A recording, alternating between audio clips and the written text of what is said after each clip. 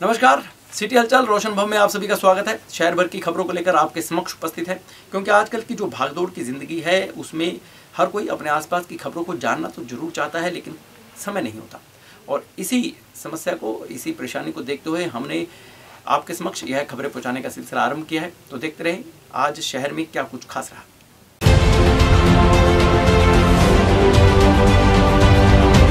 शनिवार को पंजाब यूनिवर्सिटी में ऑल स्टूडेंट्स ऑर्गेनाइजेशंस की बैठक हुई, जिसमें उन्होंने कनाडा के उन स्टूडेंट्स को अपना समर्थन दिया जिनके साथ धोखा हुआ है। उन्होंने कहा कि वह पंजाब के विधानसभा चुनाव में भी यह मुद्दा नेताओं तक पहुंचाएंगे ताकि उन्हें न्याय मिल सके। दरअसल मुद्दा यह है कि कनाडा की एक सिटी में 3 कॉलेज डिफॉल्टर होने से 633 भारतीय स्टूडेंट का भविष्य खतरे में है, और इसके साथ ही साथ इन सभी स्टूडेंट्स की लाखों रुपए भी इन्हें वापस नहीं मिले हैं। उनका कहना था कि इन सभी स्टूडेंट्स में से कई स्टूडेंट्स अभी कनाडा में हैं जिनका वीज़ा भी ख़त्म हो गया है, और कई स्टूडेंट्स अभी भारत में हैं। हर एक स्टूडेंट का 9 से 10 लाख रुपए तक इन कॉलेजों ने वापस नहीं किया है या रिफंड करना है, लेकिन 6 महीने से ऊपर हो गए हैं, उन्हें अभी तक कोई रिप्लाई नहीं मिला है, जिस कारण वह डिप्रेशन में चले गए हैं। पंजाब यूनिवर्सिटी के साथ इन छात्रों को किसान जत्थेबंदियों का भी समर्थन मिला है, जिन्होंने बैठक कर यह फैसला लिया है कि वे मिनिस्ट्री ऑफ एक्सटर्नल अफेयर्स तक यह मुद्दा उठाएंगे ताकि इन छात्रों के साथ न्याय हो सके।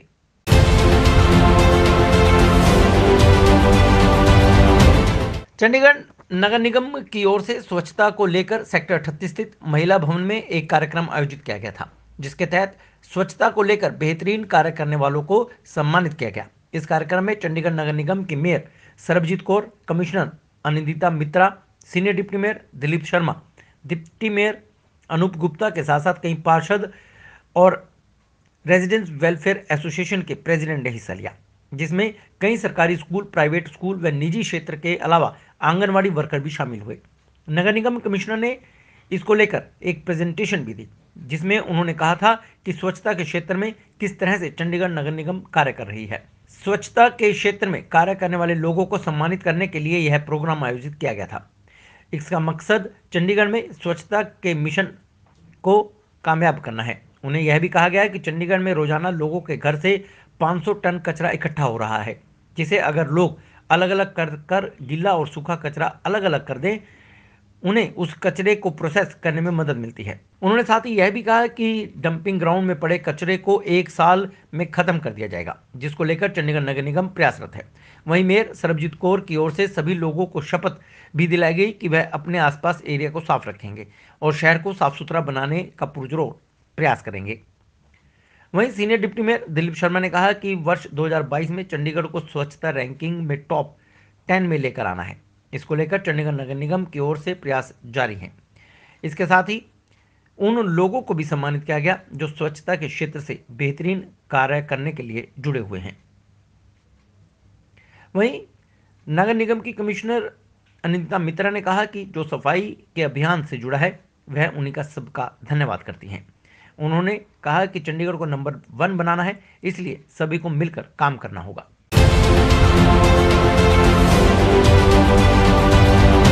चंडीगढ़ की कभी सबसे बेहतरीन मार्केट में शुमार आज़ाद मार्केट आज जर्जर हालत में है। सेक्टर 20 की है आज़ाद मार्केट, और इसकी हालत इतनी जर्जर है कि कभी भी कोई भी बड़ा हादसा हो सकता है। मार्केट के अंदर जो बूथ बने हैं उनकी बुरी हालत है, और मार्केट के ऊपर की छत है वह इतनी पुरानी हो चुकी है कि कभी भी गिर सकती है। पिछले दिनों बरसात में मार्केट का इतना बुरा हाल था कि अंदर तक बारिश का पानी पहुंच गया। इतना ही नहीं, मार्केट में साफ सफाई का भी बुरा हाल हो चुका है।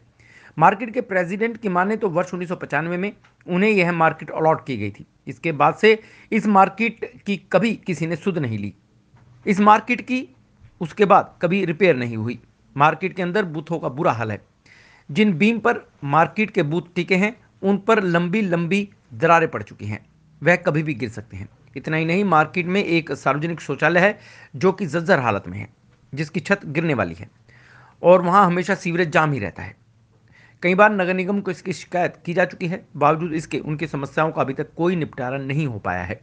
दुकानदारों का कहना है कि कभी यह मार्केट चंडीगढ़ की फेमस मार्केट में शुमार थी, लेकिन आज चंडीगढ़ की सबसे खस्ता हालत मार्केट यही है।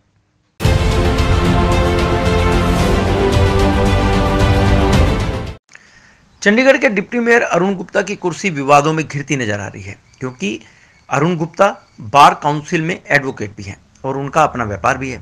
नियम यह कहता है कि एडवोकेट अपना व्यापार नहीं कर सकते, जबकि गुप्ता ने चुनावी हल्फनामे में अपने आप को बिजनेसमैन दिखाया है और वही वह चंडीगढ़ बार काउंसिल के सदस्य भी हैं। इस पूरे मामले को लेकर चंडीगढ़ कांग्रेस द्वारा एक प्रेस कॉन्फ्रेंस का आयोजन किया गया। प्रेस कॉन्फ्रेंस के बाद मीडिया से बात करते हुए कांग्रेस प्रवक्ता राजीव शर्मा ने कहा कि किस तरह से वह डिप्टी मेयर बन गए और उन्होंने क्या कहा, आइए सुनते हैं। चंडीगढ़ की जनता के सामने लाना चाहते हैं कि जो आज बीजेपी के डिप्टी मेयर बने हैं, जो वार्ड नंबर 11 से बीजेपी के काउंसलर जीते हैं, उन्होंने इलेक्शन प्रोसेस के दौरान इलेक्शन कमीशन रिटर्निंग ऑफिसर के सामने एक झूठा एफिडेविट दिया है, जिसमें उन्होंने अपने आप को बिजनेसमैन बताया है। हालांकि 2007 से वो Punjab and Haryana bar council में रजिस्टर्ड हुए हैं एज एन एडवोकेट, और कोई भी एडवोकेट जो बार काउंसिल के रूल नंबर 47 है अंडर बार काउंसिल रूल्स, वो कोई भी ऐसा बिजनेस या ऐसा एम्प्लॉयमेंट नहीं कर सकता जिसमें से उसको प्रॉफिट होता हो या सैलरी आती हो। तो ये दोनों एफिडेविट्स कॉन्ट्राडिक्टरी हैं और दोनों ओथ पे दिए गए हैं, और ये एक ऑफेंस बनता है under IPC, Indian penal code के तहत। और हमारी डिमांड थी कि उनके खिलाफ झूठे एफिडेविट देने के लिए केस रजिस्टर होना चाहिए, और ये हमारी पॉलिटिकल डिमांड है। लेकिन जो हमारे कैंडिडेट जो वार्ड नंबर 11 से थे, मिस्टर राजीव मोदगिल, उन्होंने एक पिटीशन दायर की है, जो प्रिस्क्राइब्ड ऑफिसर है चंडीगढ़ के, डिप्टी कमिश्नर चंडीगढ़। उसमें उन्होंने इस इलेक्शन को नल एंड वॉइड डिक्लेयर करने की मांग करी है, क्योंकि श्री गुप्ता ने, जो बीजेपी के कैंडिडेट थे, उन्होंने चंडीगढ़ के लोगों को गुमराह किया है अपनी ऑक्यूपेशन के बारे में दो अलग अलग किस्म के एफिडेविट्स सामने लाकर। आप लोग इसको चुनाव आयोग को भी भेजेंगे शिकायत, या सिर्फ डीसी तक ही रखेंगे? इसका जो प्रोसेस है, लीगल प्रोसेस है, उसमें ये प्रिस्क्राइब्ड ऑफिसर को हम पहले कर सकते हैं।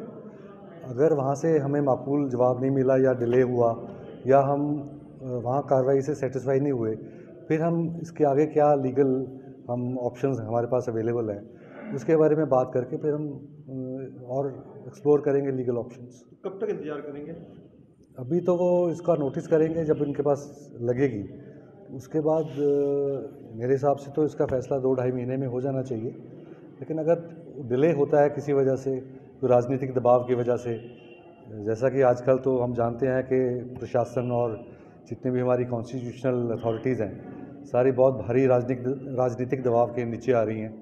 तो अगर कोई हमें लगा कि इसमें जानबूझकर डिले किया जा रहा है, तो हम इसका अपने ऑप्शंस जो हैं वो, तो कांग्रेस का इसका सदन में भी विरोध कर सकती है? बिल्कुल करेंगे। ये तो एक चंडीगढ़ के लोगों के साथ बिल्कुल साफ तौर पे। अब इसी मामले को लेकर भारतीय जनता पार्टी के प्रवक्ता कैलाश चंद जैन से भी मुलाकात की। उन्होंने अपने स्पष्टीकरण देते हुए क्या कहा, यह भी आपको सुना देते हैं।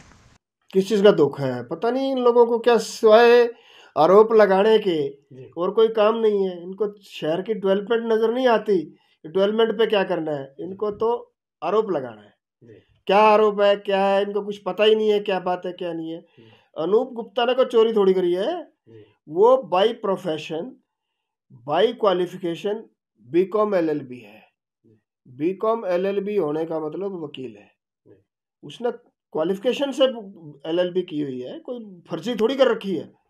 क्वालिफिकेशन के अनुसार वो एलएलबी है। उस एलएलबी करने के बाद उसने बार काउंसिल में जैसे वो करवाते हैं रजिस्ट्रेशन करवाई हुई है, और रजिस्ट्रेशन करवाने के बाद, लेकिन वो पिछले 5-7 साल से, जहाँ तक मेरी नॉलेज है, मेरी जानकारी है, 5-7 साल से उसने कोई प्रैक्टिस नहीं कर रहा। वो he is not a practicising lawyer. Businessman परिवार से है, बड़े अच्छा खानदानी परिवार है, बिजनेस परिवार से है, तो बिजनेसमैन ही होगा। बिजनेसमैन का बेटा बिजनेसमैन ही होगा, और क्या होगा। बार काउंसिल का सदस्य होते हुए अगर वो प्रैक्टिस करता है, अगर वो केस लड़ रहा है हाई कोर्ट में, लोअर कोर्ट में, किसी कोर्ट में केस लड़ रहा है, तो वो सदस्य नहीं हो सकता, वो बिजनेस नहीं कर सकता। बिजनेस नहीं कर रहा, उसके अपने नाम से कोई बिजनेस नहीं है। दूसरी बात मैं आपको स्पष्ट कर दूं, अपने नाम से कोई प्रोप्राइटरी में कोई बिजनेस नहीं है उसका। एक दो कंपनी में वो डायरेक्टर हो सकता है, डायरेक्टर कोई भी हो सकता है, डायरेक्टर को होने में किसी में कहीं कोई मनाही नहीं है, वकील को भी मनाही नहीं है कि वो डायरेक्टर नहीं हो सकता किसी नहीं का। गई है उसके अंदर। प्रोप्राइटरशिप कंपनी नहीं दिखाई गई है, बिल्कुल भी गलत कह रहे हो आप, ऐसा नहीं है। प्रोप्राइटरशिप कंपनी नहीं है, बिजनेसमैन परिवार से है, बिजनेस है उनका, चलता है, सारा बिजनेस परिवार है, बिजनेस कर रहा है। जब प्रैक्टिस वो कर ही नहीं रहा वकालत के तौर पे, वकील के तौर पे जब वो प्रैक्टिस ही नहीं कर रहा तो वकील लिखने की जरूरत नहीं है, उस हिसाब से लिख दिया।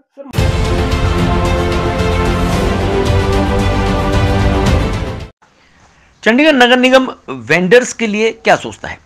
वेंडर्स जोन्स बनाए गए, उन जोन्स में जो वेंडर्स बैठे हुए हैं उनके पास काम नहीं है, ग्राहक इन वेंडर जोन्स में पहुंच नहीं रहे हैं। शहर भर से वेंडर्स को उठाकर सेक्टर 15 में, सेक्टर 24 में, सेक्टर 49 में, सेक्टर 48 में, 44 में और कई अन्य जगहों पर बिठाया गया। लेकिन अब हालात यह हो चुके हैं कि जो वेंडर्स यहाँ पर बैठे हैं उनको अपनी जीविका कमाना भी मुश्किल हो रहा है। वेंडर्स का यह भी कहना है कि उन्हें जो जगह 5x6 की दी गई है वह छोटी जगह है, उन पर वह अपना सामान ही पूरा नहीं लगा पाते और मौसम खराब हो तो वह अपना सामान ना खोल पाते हैं ना बंद रख सकते हैं। वेंडर्स का दौरा करने के बाद ज़्यादातर वेंडर्स का यही कहना था कि उन्हें उनकी पुरानी जगह पर ही भेज दिया जाए ताकि वह अपनी जीविका कमा सकें, अपना परिवार का भरण पोषण कर सकें। सेक्टर 15 की बात करें तो यहाँ पर वेंडर जोन बनाया गया था, लेकिन इस वेंडर जोन का किसी को पता ही नहीं है। सेक्टर 15 की जो मार्केट है वहीं पर ज़्यादातर ग्राहक अभी भी जा रहे हैं। इस वेंडर जोन के बारे में कोई सोचता भी नहीं, कोई यहाँ पर आता ही नहीं, तो कमाई क्या करें। यहाँ पर सेक्टर से अलग अलग सेक्टरों से वेंडर्स को उठाकर बिठाया गया था, लेकिन काम नहीं है। इसी को लेकर लगातार वेंडर्स नगर निगम से गुहार लगाते रहे हैं कि उन्हें उनकी पुरानी जगह पर ही बिठाया जाए, लेकिन कुछ हुआ नहीं। इसी बात को लेकर, वेंडरों की समस्याओं को लेकर के, वेंडिंग जोन बनाए जाने को लेकर senior deputy mayor Dilip Sharma से बात की गई तो उन्होंने कहा कि उन्हें मालूम है कि इस समय वेंडर्स काफ़ी परेशानी में हैं, काफ़ी दुख झेल रहे हैं और उनके दुख का उन्हें मालूम है। उन्होंने कहा कि वह वेंडर भाइयों को यकीन दिलाते हैं कि 6 महीने में उनकी समस्या को हल कर दिया जाएगा, उनको वापस उनकी जगह पर बिठा दिया जाएगा। शुरू की प्रैक्टिस थी और शुरू की प्रैक्टिस में कोई भी गलती हो सकती है और मैं ये गलती नहीं मानूंगा, लेकिन हमारा ये संकल्प है कि वेंडर को प्रॉब्लम तो है, 19, 22 और 17 को छोड़कर सभी जो वेंडर हैं वो वापस आएंगे और उनको सही स्थान पर, उचित स्थान पर बैठाया जाएगा ताकि वो अपनी रोजी रोटी चला सकें, क्योंकि वेंडर भी बहुत ज़रूरी है और स्वाभाविक है कि अगर वो काम नहीं करेंगे तो भूखे मरने की नौबत है। और ये कमिश्नर मैडम को और मेयर साहिबा को और सभी अधिकारियों को साथ में लेकर इसके लिए पूरा प्रयास होगा कि वेंडर सही स्थान पर बैठें और अपना कार्य जो है वो सही तरीके से कर पाएँ। हालांकि उन्होंने कहा कि सेक्टर 19, सेक्टर 22 और सेक्टर 17 यह तीनों ही सेक्टर नो वेंडिंग जोन है, इसलिए बाकी सभी को उनकी जगह पर भेज दिया जाएगा। जो इन सेक्टर्स के वेंडर्स हैं उनके लिए भी कोई अच्छी योजना बनाई जाएगी। नहीं, बिल्कुल सही बात है। पिछले 6 महीने से आपने देखा होगा कि कुछ चुनावी प्रक्रिया थी, चुनाव होने थे और उसमें कार्य नहीं हो पाए और नेचुरली है कि अब कारपोरेशन शुरुआत हुई है 2022 में और ये बहुत जल्दी ये कार्य होने वाला है। इनको भरोसा दे दीजिए। बिल्कुल भरोसा है कि विद इन 6 मंथ, 6 महीने के अंदर अंदर इनका ये सभी कार्य जो हैं पूरे होंगे और वो अपने अपने स्थान पर सही तरीके से बैठ पाएंगे, ये हमारा संकल्प है।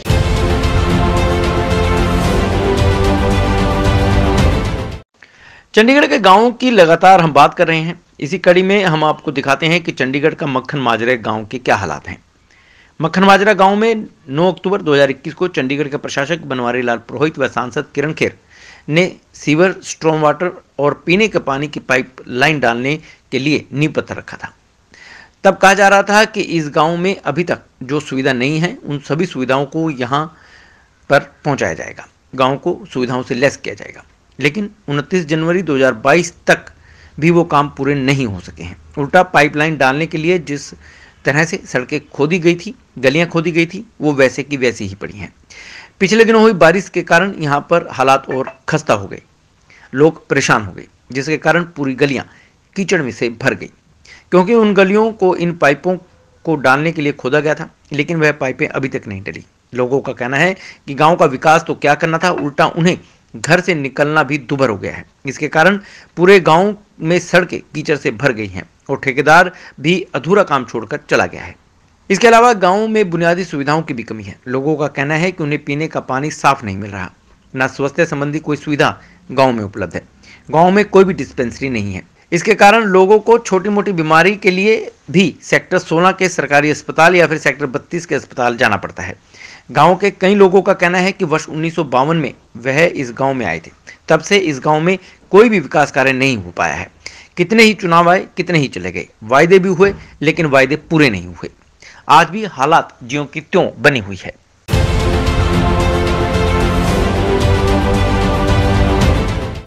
और रोशन बाबू सिटी हलचल में फिलहाल इतना ही। नए समाचारों के साथ आपसे फिर मुलाकात होगी। तब तक के लिए मुझे यानी अमित रोशन को पूरी टीम के साथ दीजिए इजाजत और देखते रहिए रोशन बाबू सिटी हलचल। नमस्कार।